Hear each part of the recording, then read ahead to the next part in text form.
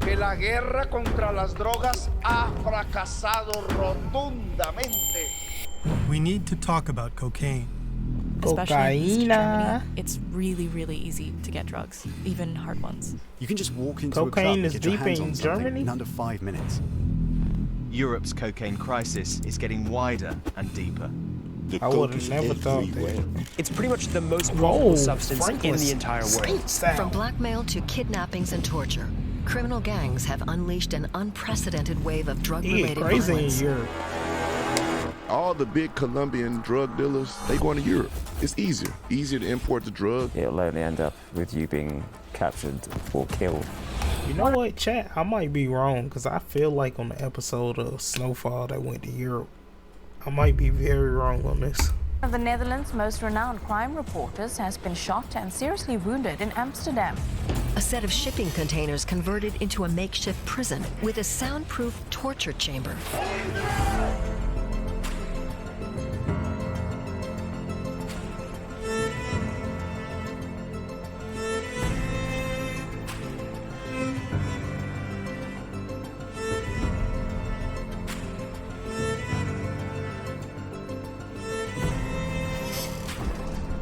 I feel like I'm watching a TV show.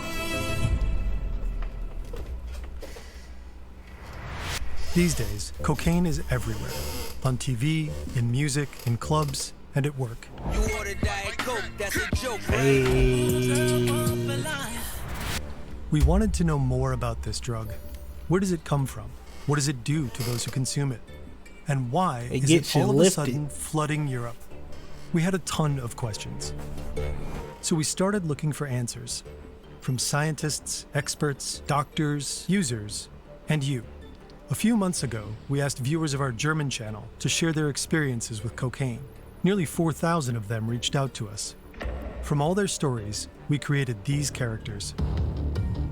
They're based on real people from Germany, but we changed their voices and fictionalized their names. Of course, their stories aren't representative script. of society in general, but they do help us better understand cocaine. Let's dive in. Oh, one of my favorite movies.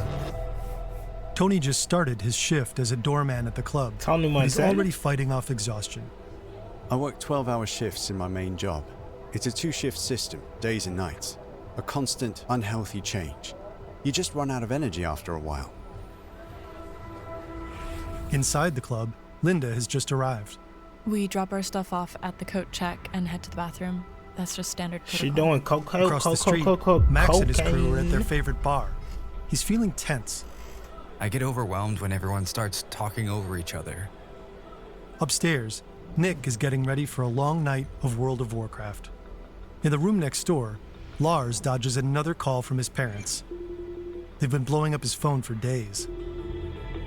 Meanwhile, Marco is the last one left at the office. He has a few more important deals to close. I can work all night and only crash for a few hours around noon. They all have one thing in common.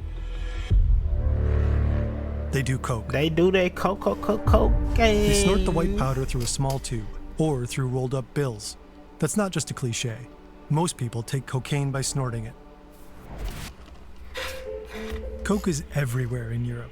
Surveys indicate that over 1.2% of all Europeans between the ages of 15 and 64 do cocaine at least once a year. Among the 15 to 34-year-olds, it's almost 3%. That's roughly 2.7 million people. Es gibt kaum eine Gruppe, in der Kokain nicht angekommen ist. Heike Zurhold is a sociologist and criminologist.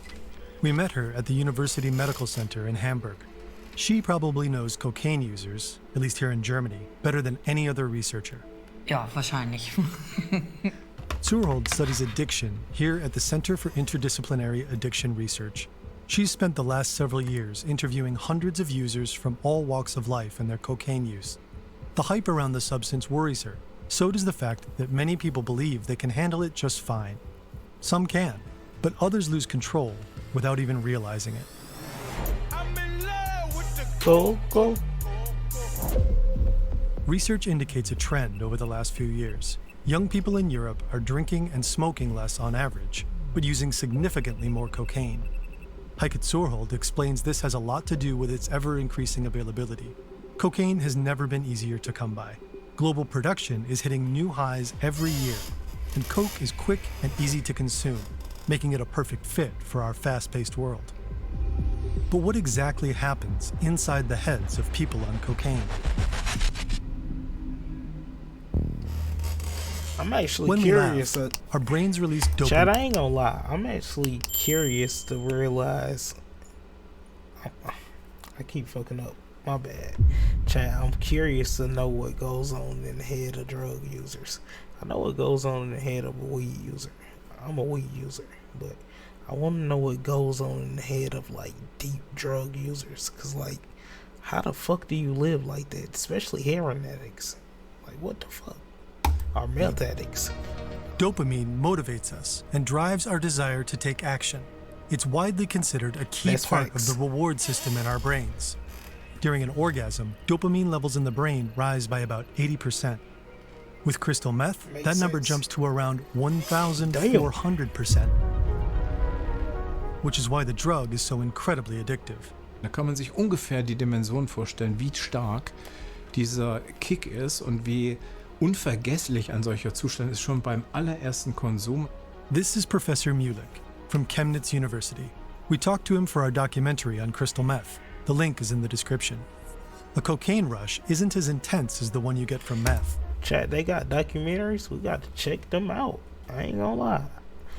The way they're set up, you could tell they got documentaries though. According to some estimates, coke increases dopamine release by around 200 to 400% when it's snorted, depending on dosage and purity. Still, it's a massive kick. Crushing that powder almost felt like a ritual, because you knew that very soon everything would feel a bit more intense. Everything would shine a bit brighter. I can feel it in my nose, feel it slowly running down my throat. That's how you know it's getting into your system. Your heartbeat picks up, everything is pulsing.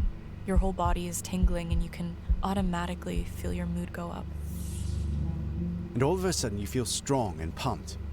I feel prettier on the outside too. Like I'm growing from the inside. You just feel bigger and extremely confident. I'm just happy, man. Like, genuinely happy. I get to enjoy life. It's just a really cool feeling. From the nasal cavity, the substance quickly makes its way through the mucus. Wait, Chad, from the sounds of it, it sounds like cocaine effects is like weed mixed with liquor, but like deeper, if that makes any sense. What the fuck? But I feel like with coke, you can't like probably, you can, I don't know. I ain't gonna say you can't control it. Cause y'all ever seen Wolf on Wall Street? Or y'all ever seen like any movies where niggas do coke? Like Tony Montana. He ain't start getting crazy till he started going overboard. And then, well, you know you got functional druggies. Membrane and into the brain. The high kicks in within just a few minutes. Heart rate and blood pressure rise. Breathing gets faster and body temperature starts to climb. With cocaine, the most intense part of the high hits within 15 minutes. Chad, I ain't gonna lie, that type of shit'll give me an anxiety attack. I already got ADHD. Weed low-key be giving me an anxiety attack. That shit right there would have me like, fuck no. That's when you reach peak euphoria and feel the most uplifted.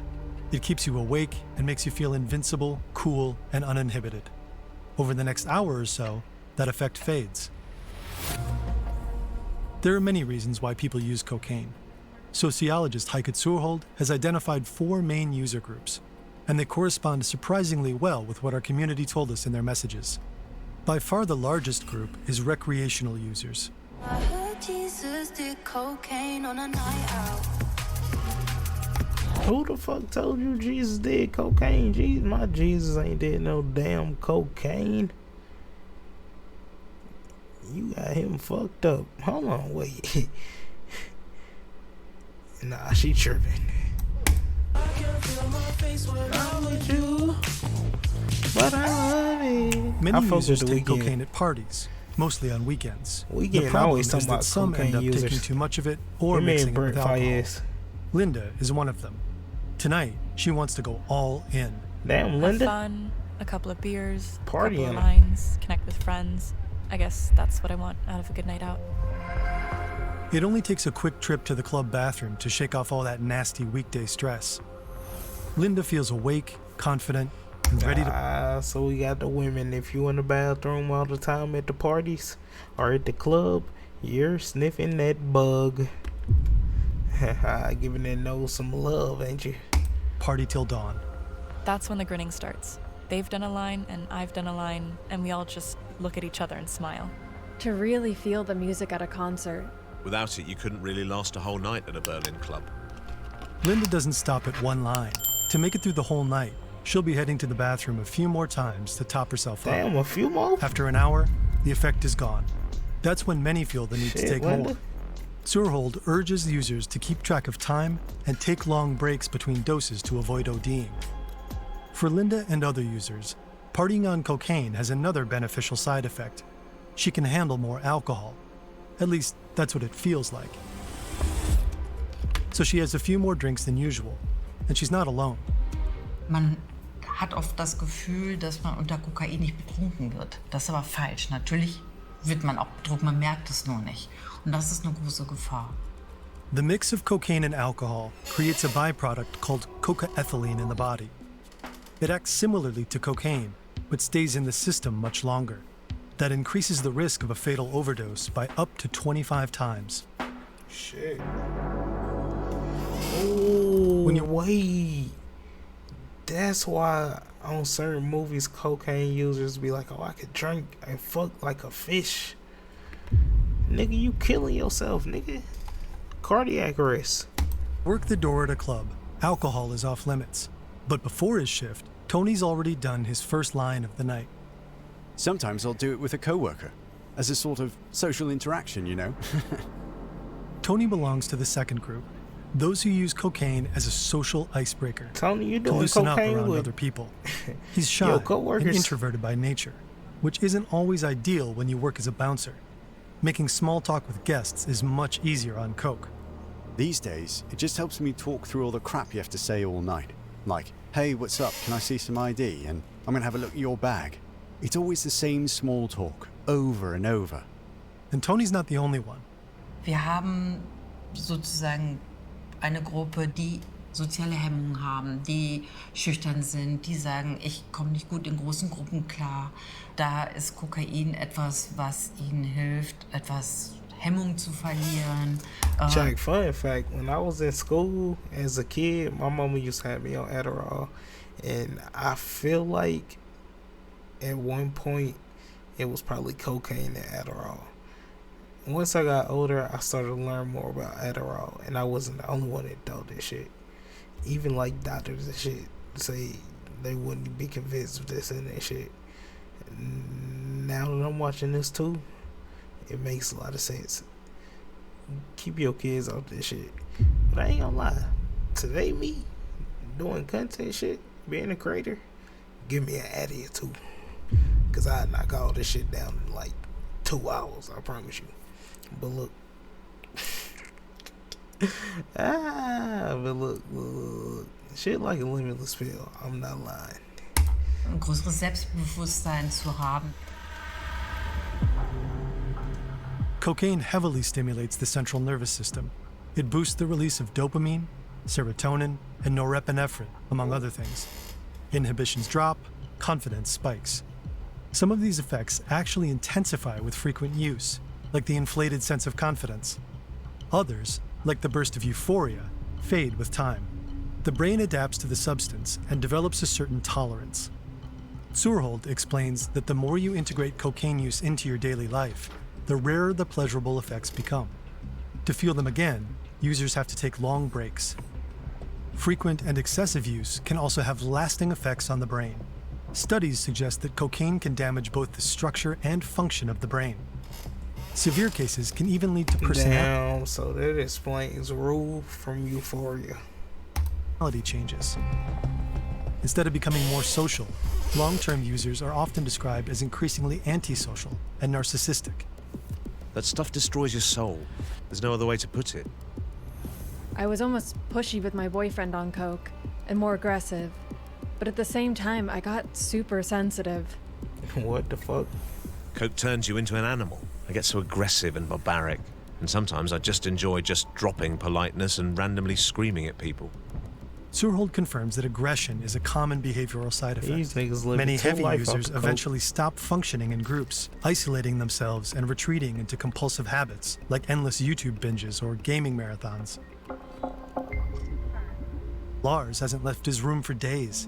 He skipped work 3 days in a row. He's basically done nothing but order pizza, scroll through TikTok, and snort coke. Damn, Max would nigga. also prefer to Slow crash on his down. couch, but he's forced himself out tonight, and coke helps him cope with larger groups of people. If I'm invited somewhere, like to a loud bar with 10 people talking at once, I just know I'll need a line beforehand. Otherwise, Fuck no, you don't, I nigga. can't handle it. All those people talking over each other and that heavy background noise. Something strange happens when Max does coke. Instead of stimulating him, it calms him down. It slows his thoughts. That's because Max has ADHD. Of course, I feel more. Max, look, I got ADHD too. Look, I don't want no fucking coke. I just be chilling. I might drive myself a little crazy sometime, but I ain't gonna drive myself into no motherfucking coke. So you got me fucked up, nigga. I'm gonna be really in here tripping in off the cocaine. Give me a blunt, I'm chilling. I don't need to take no toots. I'm good. Awake in general, but when you have ADHD, everything just starts to feel calmer. Because all that stuff that usually floods in, you can suddenly filter out and focus really well. Max uses coke as a sort of self-prescribed. Have any of these people tried talking to G.O.D.? They should. I'm trying to tell you. You do wonders. medicine. That puts him in the next user group, self-medicators. Surhold says that for people with ADHD or depression, cocaine can subjectively feel like it helps, although in reality, it makes it worse. The way cocaine acts is similar to some ADHD meds. Put simply, it stimulates areas of the brain that tend to be underactive in people with ADHD. For example, Ooh, chat, if he about to say Addies, if he about to say anything they got to do with Adderall, I was fucking right, chat. I know something. A cocaine-infused dopamine surge can temporarily compensate for an ADHD-related lack of dopamine, making affected users feel calmer and more focused. But this relief can backfire fast. People who get used to solving their problems with cocaine are at a higher risk of slipping into addiction. Those post-high crashes can deepen depression and even increase the risk of suicidal thoughts. Real help doesn't come from a substance. It comes from reaching out and getting support. That's facts. Max started using more and more too. Chat, it comes from reaching out, getting support. It comes from knowing yourself and learning yourself very well. And it takes time to learn and get to know I was about to say GED. Let me rewind this. Chat, look, if you want to help yourself get over some mental health issues, go get you a therapist, talk to God, and learn yourself and know yourself very well. Don't resort to no drugs. It ain't gonna do nothing but get you high, come back down, take you back to reality. Same cycle over again. Work on yourself deeply. Know yourself good. Keep God with you at all times. And go get you some help.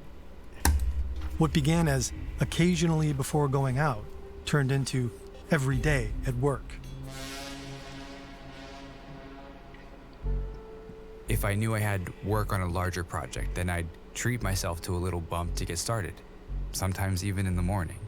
But most of the time I'd just start using around midday. That puts him in the last and probably the smallest of the four groups, those who do coke to perform.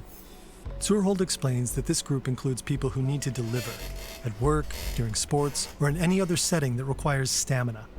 Cocaine doesn't actually increase performance, but it keeps users awake, alert, and on the job longer.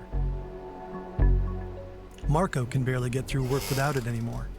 He's self-employed and often... Chad, I got a feeling I probably work with some coke users, but I probably just don't know. They probably like some deep in the coke users. and works through the night, only crashing around noon the next day. It's extremely hard for me to keep my sales this high without the substance. It sounds bad, but thanks to coke, I don't depend on any employer. This is a feeling many users in the group share. As a recruiter, I spend days making calls and nights writing emails to potential candidates. I was heavily addicted for 2 years. I had just started my own business and just wanted to keep performing. 2 years? Damn. For a long time, coke had the image of a luxury drug for top-earning, overly ambitious high performers. Second key to success in this racket is this little baby right here. It's called cocaine. Right. But Surhold says that's changed. Those people still exist, but coke has long since reached other worlds. Shift work, for example. To make sure we all get home safe from work at the aluminium plant, I need to stay awake and flawless. The drug is also used in other sectors, like nursing. I do coke to get through my hospital shifts. In my first year... There's some nurses that do cocaine. Oh, shit. Usually they'll be the ones that tell you to lay off the cocaine. Lay off the drugs altogether. But some of them out here hitting that too.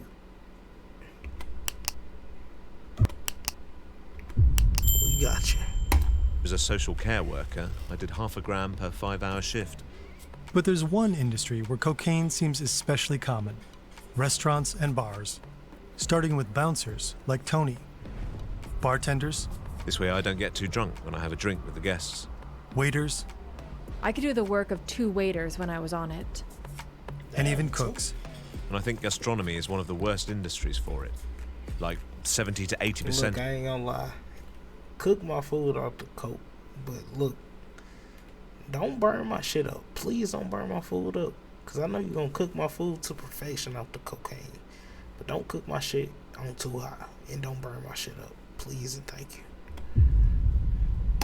The people there do it. Men especially use coke, roughly 2 to 3 times as much, according to Surhold.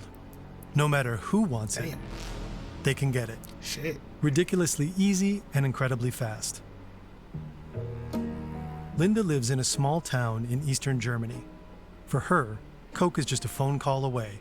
Damn. One call or a short message is all it takes, especially in small towns. She got People don't expect connects. that. But I feel like, especially in East Germany, it's really, really easy to get drugs, even hard ones. It's no different for Tony at the club. Even if you don't know anyone in the city, you can just walk into a club and get your hands on something in under 5 minutes. I promise. That is how you get lace. If you is gonna do the shit, go to somebody that you can trust and that you know their shit is clean. But why in the fuck are you just going to clubs and picking up random coke from random people? They gonna give you some shit that ain't coke. Relax, nigga. In major European cities like Berlin, Madrid, Vienna, or Amsterdam, so-called drug taxis deliver cocaine right to your door within minutes. Drug taxis? In this case, accessibility is part of a much bigger and very serious problem. In other cases, fast and easy access is exactly what you want. Like when you're trying to access your high-end workspace from some picturesque beach cafe halfway across the world. That's where AnyDesk comes in. Their remote desktop application gives you full access to your editing rig and server. That means staying creative no matter where they are. Try AnyDesk for free at anydesk.com/fern and stay connected. In most European countries, a gram of coke costs roughly 60 to 80 euros. Some estimates put street prices as low as 20 euros per gram in Luxembourg and up to 140 euros per gram in Finland. Producing that same gram costs just 1 to 3 euros. The difference is pocketed by smugglers, middlemen, and dealers. To further boost profits, the product also gets cut, and sometimes contaminated, with anything that vaguely resembles white powder. Speed, amphetamine, caffeine pills, and milk sugar. But one of the most common cutting agents is levamisole, a medication used to treat parasitic worm infections in large livestock. It looks a lot like cocaine, and once metabolized, it can even mimic some of its effects. But there's also good news. Well, sort of. Also wir wissen, dass Kokain momentan einen Reinheitsgehalt von 80% hat. Das heißt, es sind 20% Streckmittel drin. Das war mal viel dramatischer. The 2025 European Drug Report confirms these numbers. Average cocaine purity is on an upward trend and has increased by 34% over the last decade. But higher purity poses new dangers. Chad, I told y'all, you probably know a local cocaine user yourself, and you probably just don't know it. They probably just got this shit so untook. I hope ain't nobody out here on no damn coke. Put the drugs down, man. It increases the risk of overdosing. The purer the substance, the smaller the margin for error. If you don't know how to adjust your dose to match the purity, you're in trouble. In many European countries, drug checking, also known as pill testing, has become a key harm reduction practice. Users can go to qualified facilities to anonymously test substances like cocaine for purity and dangerous additives. You can also test your drugs at many clubs and festivals. We've listed some helpful resources for finding testing sites in the description. But the purest cocaine, of course, is still found where it all begins. Colombiana. Here, in Colombia, on the eastern slopes of the Andes, grows an inconspicuous green shrub, the coca plant. It's been part of South American indigenous culture for thousands of years. People here were already chewing coca leaves some 4,000 to 8,000 years ago. Ever since, coca leaves have been serving as fuel for exhausting journeys across the towering Andes. The Inca treated the coca plant as sacred. They often used it in rituals and religious ceremonies. In the early 17th century, sailors brought coca leaves from South America to Europe. By the mid-19th century, German chemist Albert Niemann discovered that he could extract a white powder from them. He called it cocaine.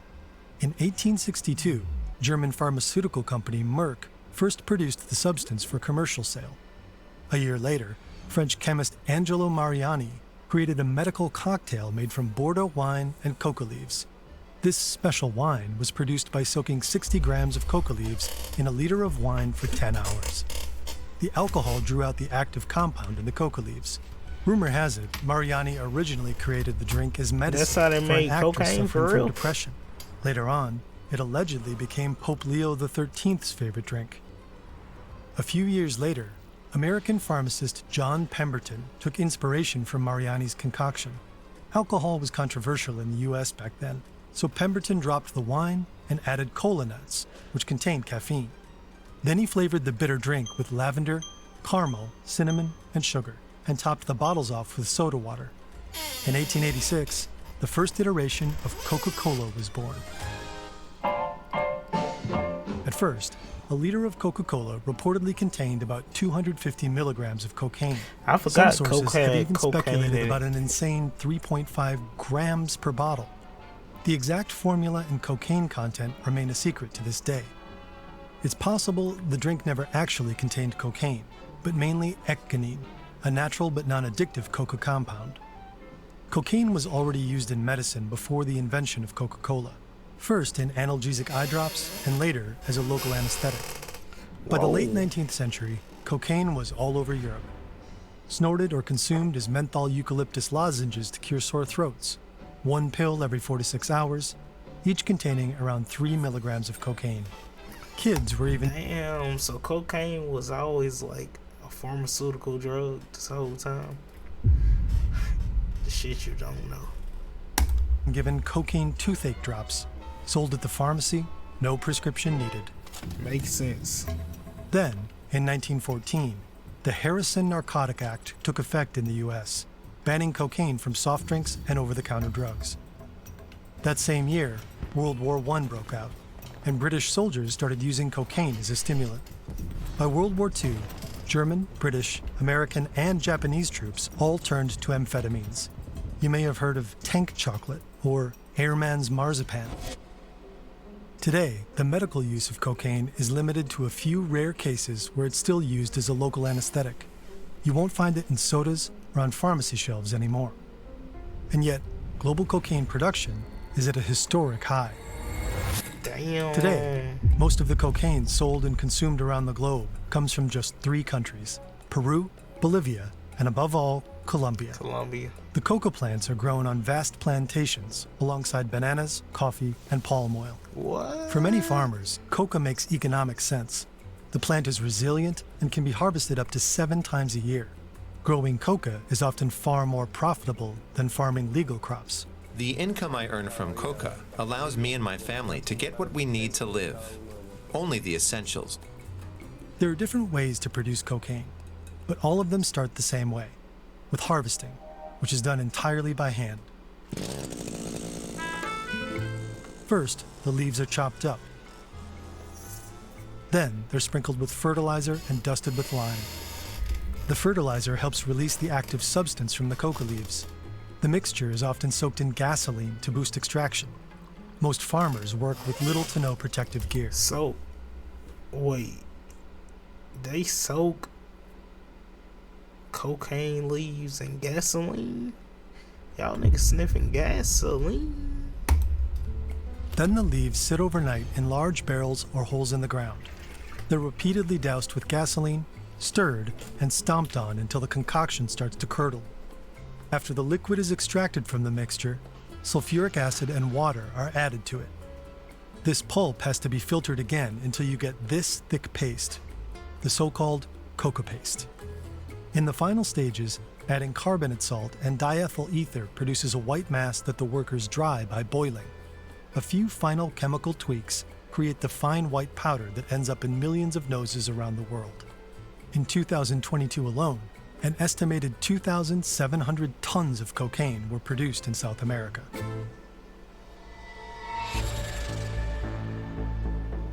Across the production and supply chains, drug cartels call the shots. For decades, authorities worldwide have been waging a bitter war against them. In Colombia alone, 6 decades of drug-fueled conflict have killed around 450,000 people, displaced more than 8 million, and forced tens of thousands of children out of school. Some South American countries have been partly labeled failed states. In these regions, extremely rich and powerful cartels have successfully infiltrated and taken control of the government. Que la guerra contra las drogas ha fracasado rotundamente. When we think of cartels, we immediately jump to Pablo Escobar and Colombia's Medellin or Cali outfits. But those big Colombian cartels were dismantled in the 1990s. The resulting power vacuum has been filled by Mexican syndicate. They dominate the global cocaine trade to this day. The most important players are the Sinaloa cartel and the fast-rising Jalisco New Generation cartel, or CJNG. On the ground, they partner with criminal guerrilla groups, the Gulf Clan, Colombia's National Liberation Army, or ELN, or the Central General Staff, EMC. For international distribution, they cooperate with some of the world's most notorious mafia networks, from Chinese triads and the Albanian mafia to Italy's Ndrangheta. These criminal organizations each manage local retail in their respective domestic markets. South America has become one of the world's major hubs for organized crime.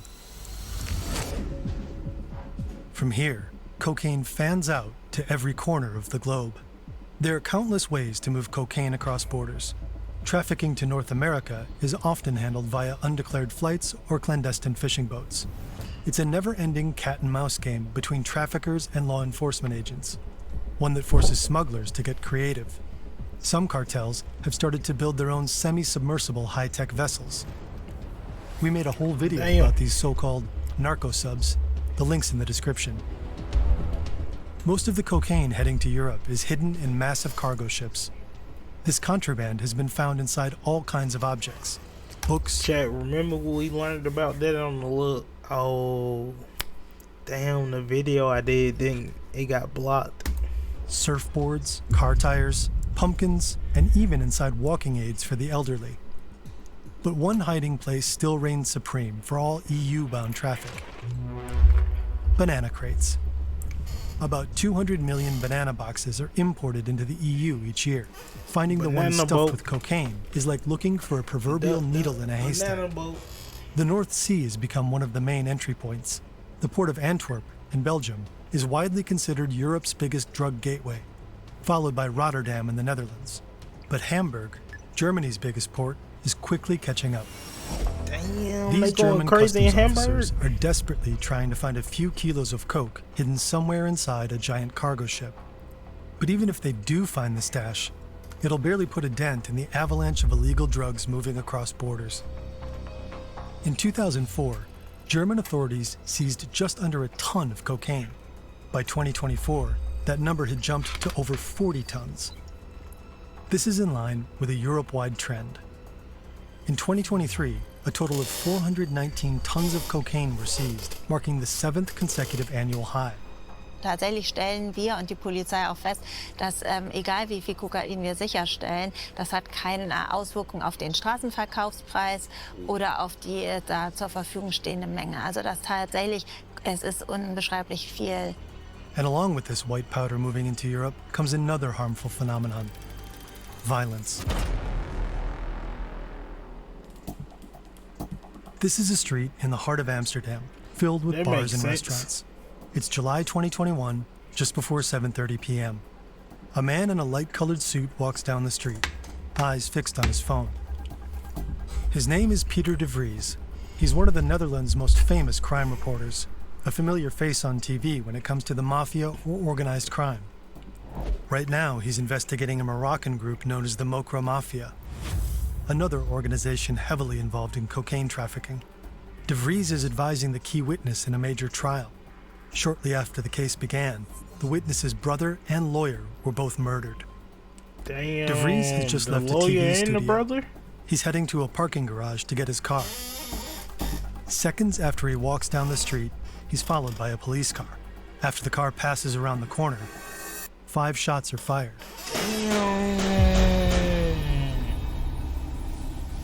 De Vries is hit several times, at least once in the head. It's a targeted killing. He's rushed to the hospital in critical condition and dies 9 days later. A man who stood for justice. That is exactly what is so unacceptable.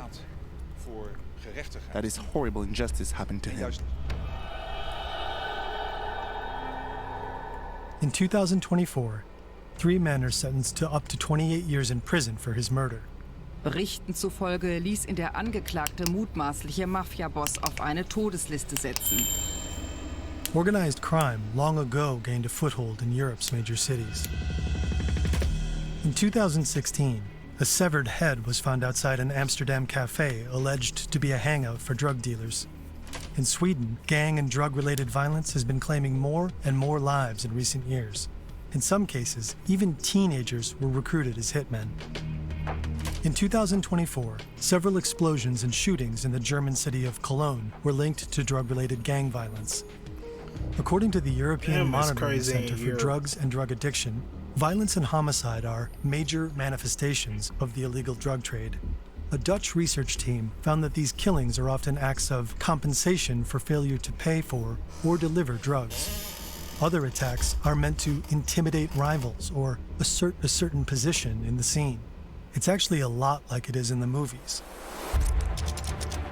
Cocaine represents deadly narcissism and toxic masculinity, but also power and wealth in general, luxury and excess, the ultimate fantasy facts. of defiance That's and big freedom. facts. That image still seems to appeal to a lot of people, and not all of them are criminals. 3:52 a.m. Linda's moved on to an after party.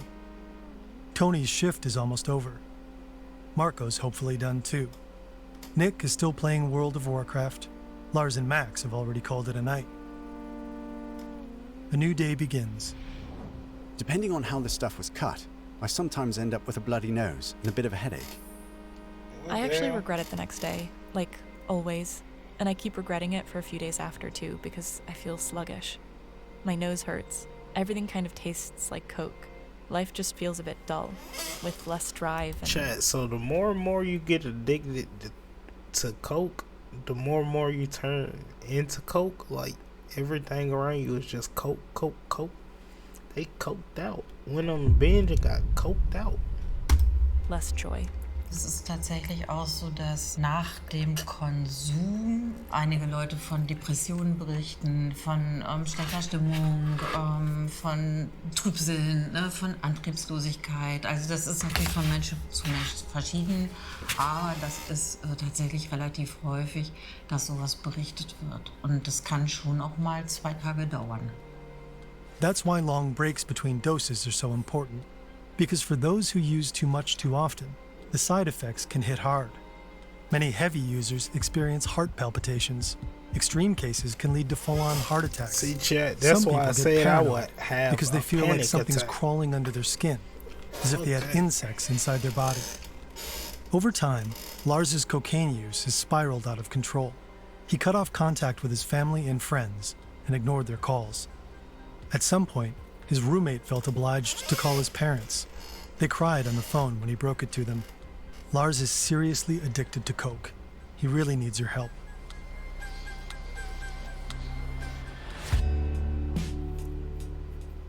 Today, they're picking him up from rehab. They're in tears again, but this time it's tears of joy. Lars has been clean for 6 weeks, and he's determined to keep it that way. Max has also pulled the plug. For me, it was about money, health, and having to constantly hide it from my family, like my friends and my partner. It just got too exhausting. All of that just to get through the day. Max has been off cocaine for 3 months now, but fighting addiction is anything but easy. It's the psychological addiction that's so hard to overcome. I told you. If you got any addictions out there, you that's watching this video, that's looking at this camera, if you got any addictions out there, any personal ill traumas going on in yourself, get in deep with God. Talk real deep and intellect with Him. Pray them problems away. But you also got to do the self-healing and self-work. Get to know yourself on a personal level, on a deep intellectual level. And go get you some self-help from somebody out there, like a therapist or something, that's going to help you. Fix that problem. Don't be the only problem to your problems. Message from Cam. Take my advice. Take my advice. Nah, seriously, take my advice. That's often much tougher to beat than anything physical. It's hard to capture addictiveness in a single chart, but researchers have spent years mapping and comparing psychological and social harm across substances. Cocaine consistently ranks among the most addictive drugs, legal or illegal. When it's smoked as crack, it even tops the list. Getting off the drug means constantly fighting that little voice in your head, that voice that keeps whispering, you can't make it through a long party night without coke. You can't do your job at the door unless you're high. Gaming is only fun when you're wired. At some point, I was using every day. That dopamine hit is actually pretty wild when you're gaming. But then I cut back and realized I couldn't really enjoy it anymore without coke. Bei Kokain sehe ich einfach das große Risiko, also dass man eben denkt, man hat das Konsumverhalten noch unter Kontrolle und merkt gar nicht, wie es immer mehr wird. In every new round of World of Warcraft, Nicholas has to remind himself that he doesn't actually need coke to enjoy the game. That's facts. He's been staying clear of the white powder for months now. W. I think we got one more left. I think we got one more person or two. Bei denen man definitiv kein Kokain nehmen sollte, weil das einfach dann zu gefährlich ist für den Körper. That's why it's so important to have people like Heike Zurhold doing the work she does, researching, informing, and helping people find a way out before it's too late. Cocaine might seem harmless for some, a boost at work, a party pick-me-up, a quick confidence fix, or an escape from everyday stress. But the illusion of control is part of the trap. Over time, tolerance builds, addiction creeps in, and the risks pile up. Heart problems, paranoia, anxiety, and serious damage to mental health. Cocaine doesn't make life bigger. It slowly takes it apart. For people dealing with depression, ADHD, or emotional struggles, it can be even more dangerous. The post-high crashes can deepen the lows, feed addiction, and even push people toward self-harm. Real help doesn't come from a substance. It comes from connection, from talking to someone, from getting help. So if you're struggling, reach out. Talk to a friend, a therapist, a hotline, anyone you trust. And if you know someone who might need to hear this, send them this video. We need to talk about cocaine. We need to talk to each other. Chad W educational video. See y'all on the next one. Stay out them drugs, please.